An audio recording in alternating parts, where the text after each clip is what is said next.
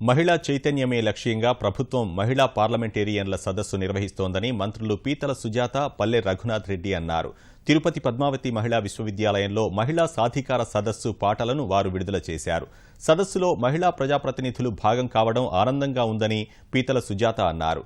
ఎన్టీఆర్ ముఖ్యమంత్రిగా ఉన్నప్పుడు మహిళాభివృద్ధికి పలు కార్యక్రమాలు చేపట్టారని పల్లె గుర్తు చేశారు. చరిత్రలో నిలిచిపోయే కార్యక్రమం రాష్ట్ర రాజధానిలో ఫిబ్రవరి 10, 11, 12 తారీఖుల్లో జరుగుతుంది.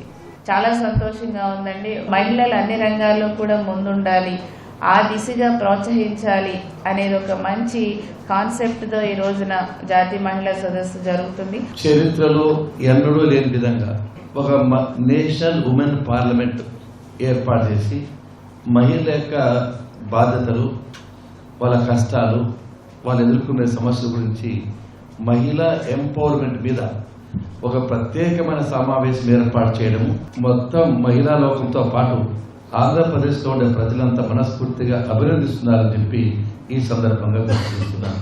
శాసనసభ చరిత్రలో ఇది ఒక మైలురాయిగా నిలిచిపోతుండడంలో ఏమాత్రం సందేహం లేదు.